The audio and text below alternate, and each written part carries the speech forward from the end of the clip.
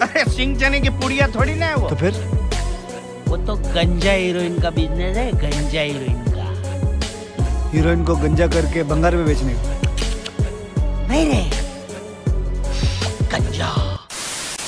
एक बार फिर स्वागत है हमारे चैनल रिसर्च फैक्ट हिंदी में। और आज हम शेयर करने वाले हैं आपसे एक अमेजिंग सा फैक्ट कुछ इस प्रकार से ये है कि जैसे कि कुछ अंतर्राष्ट्रीय बिजनेस में बाहर से सामान भारत की तरफ आता है, तो वहीं पे कुछ भारत से भी कुछ सामान बाहर अंतर्राष्ट्रीय देशों में जाता है। जैसे कि कुछ सामान ऐसे हैं जो कि हाथ से बने होते हैं, मगर कुछ सामान ऐसे होते हैं जिन्हें बेच करके भारत आज अरबों खरबों रुपए कमा रहा है। उन चीज़ों में से एक है हम इंसानों के बाल। जैसे कि आप जानते हैं कि हम इंसानों के बाल हर घंटे हर दिन टूटते हैं, मगर हम कुछ इंसान उन बालों को उठा करके कूड़े में डाल देते हैं, मगर वहीं वो कूड़ा हमारे भारत देश के लिए एक बड़ी इकनॉमी साबित हो सकता है। क्योंकि आपको पता है कि हमारा भारत इन चीज़ों को बेच करके काफ़ी ज़्यादा पैसे और काफ़ी ज़्यादा मुनाफा कमाता है। तो आइए आज हम बात करते हैं इसी टॉपिक पे। तो वीडियो को शुरू करने से पहले वीडियो को लाइक, चैनल को सब्सक्राइब और शेयर करना बिल्कुल ना भूलें। तो हम बात करते हैं कि हेयर एक्सपोर्ट में हमारा भारत किस तरीके से काम करता है। क्या आपको पता है कि जैसे कि हम अपने बालों को तोड़ने के बाद या टूटने के बाद इकट्ठा करके अपने लोकल स्ट्रीट में कुछ जो बाल कलेक्टर आते हैं उनको बेच देते हैं, जिनसे हम कुछ खाने पीने की चीज़ें या फिर उनसे थोड़े पैसे ले लेते हैं, और कुछ तो बालों के बदले बर्तन भी देते हैं।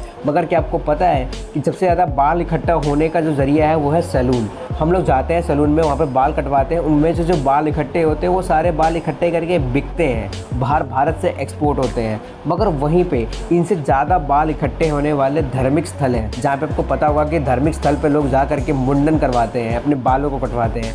तो वहाँ पे सबसे ज़्यादा बाल इकट्ठे होते हैं और वहाँ से बाल एक्सपोर्ट होते हैं, जिनसे हर साल हमारी इंडियन गवर्नमेंट अरबों रुपए कमाती है, जिनसे उन्हें कोई भी अलग टैक्स नहीं देना पड़ता, क्योंकि वो सीधा चीज़ों को बाहर एक्सपोर्ट करती है और जिनसे बाहर के देश इसको इस्तेमाल करते हैं अपनी विग के लिए। क्या आपको पता है कि जो सबसे ज़्यादा धार्मिक स्थलों पे जो ये बाल निकलते हैं उनमें से एक धार्मिक स्थल है तिरुपति बालाजी। यहाँ पे अक्सर लोग आ करके अपने मुंडन करवाते हैं और एक दिन में कईयों हज़ारों लाखों लोगों के मुंडन हो जाते हैं। क्या आपको जान करके हैरानी ये होगी कि महीने में लाखों मुंडन होना, यानी कि काफ़ी टन में बाल इकट्ठे हो जाते हैं। और वहीं पे जब उनके बाल काटने से पहले नाई उनकी बालों की चुटियाँ बनाता है ताकि उन बालों को समेटना और उठाने में आसानी हो, जिसके बाद उन बालों को बेचा जाता है। और जहाँ से सरकार उन बालों को खरीदती है, धार्मिक स्थलों से या फिर जिस पॉइंट से भी खरीदती है, वहाँ पे थोड़ा पैसा उनकी चैरिटी को या फिर उनकी चीज़ों को बनाने संभालने में लगा देती है, जिनके बाद इनको बेचने के बाद जो मोटा मुनाफा होता है वो अपने पास रख लेती है। तो इस तरीके से जो है इंडियन गवर्नमेंट